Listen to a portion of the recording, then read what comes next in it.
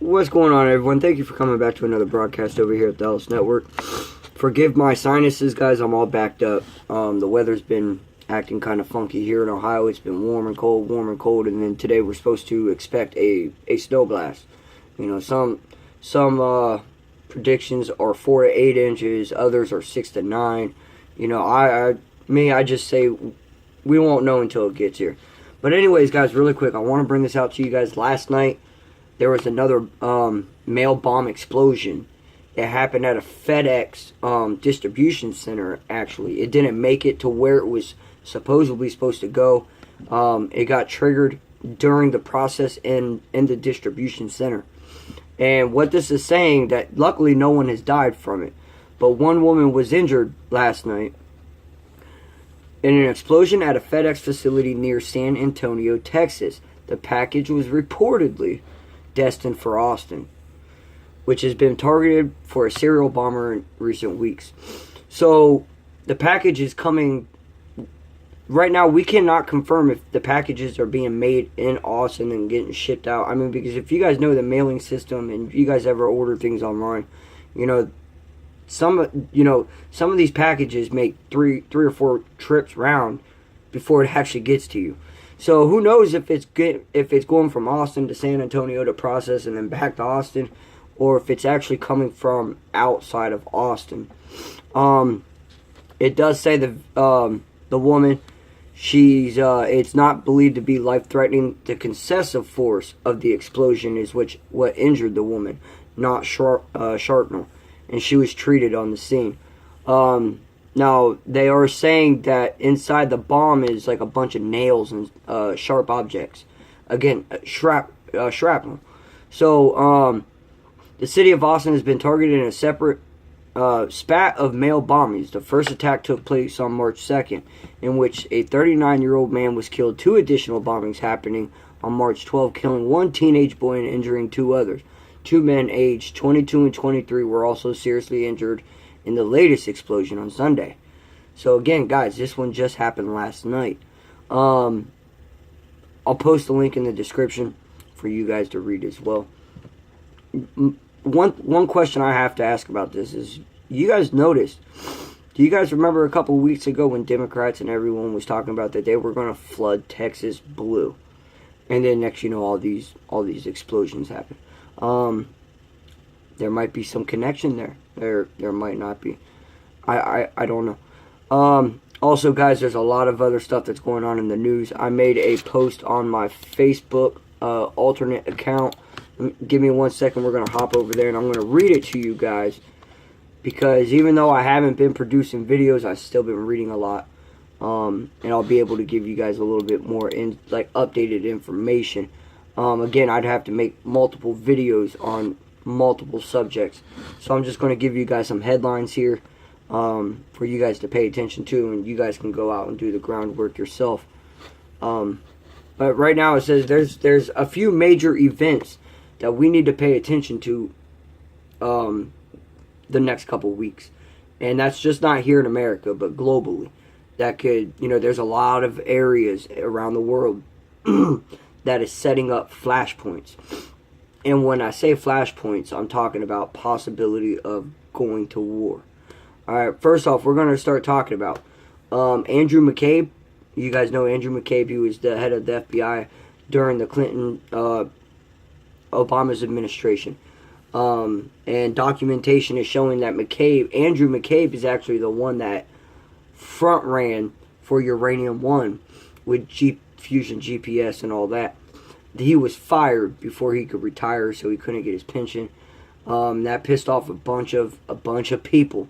No doubt Comey came up on Twitter. Now, you guys remember last week I brought out the Q post talking about that. We're going to start seeing these heads rolling. So again, even if you don't believe in Q, and knowing what we know now versus what he said last week, maybe we could probably put some pieces together here. Now, follow me on this one subject. You guys know that Rex Tillerson has gotten fired from Secretary of State.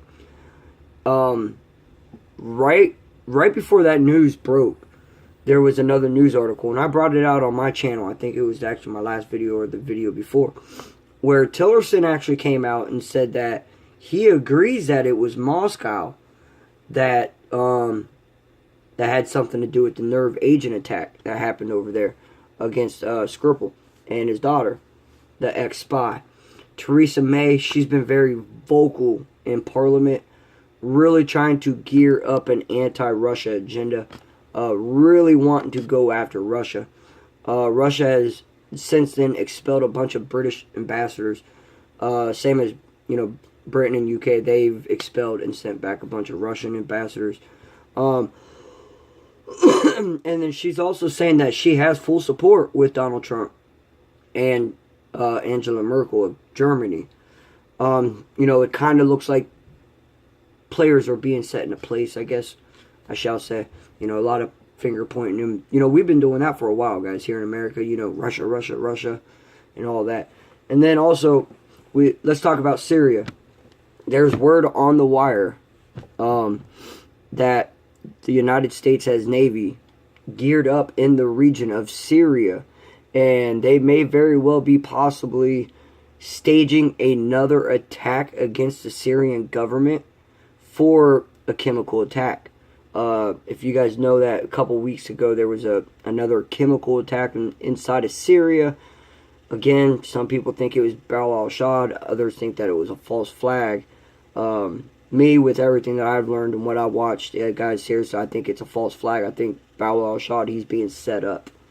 But there's word on the wire that the United States Navy is gearing up for another possible attack on Syria by force, just like what we have seen last year, back in April. Problem with this one is Russia vowed that if there is any strikes whatsoever on Syrian government, on Syrian civilians, or just Syria itself, Damascus, Russia will retaliate with force. So again, guys, that's a lot of stuff to pay attention to. And then, again, like I said, here on the home front, here in America, really pay attention to what's going on in the White House with Jeff Sessions. All right, we know Jeff Sessions, he's busy with, you know, the illegal immigration lawsuits over there in the sanctuary cities of California. But we also have to pay really close attention to a lot of these key players, old key players. Their names are going to start coming back up. Steve Bannon's been running his mouth. There's a lot of back and forth. So again, guys, just like I said, keep your eyes open. All right, there's a lot of things going on in this world that could trigger something catastrophically. Not only that, but United States and South Korea will begin to do military exercise drills again, starting in, I think, May 1st or something like that. Even though President Trump is saying, excuse me, that they are meeting up with Kim Jong-un, but he's not going to release any sanctions until there's a deal with denuclearization of the nation. So, again, guys, another thing to just pay attention to. Alright, guys, I'm at 8 minutes and 30 seconds. I didn't expect to be this long, so I'm going to hop off the video. I'll post the article about the bombing that happened at the distribution center at FedEx. Alright, guys, later.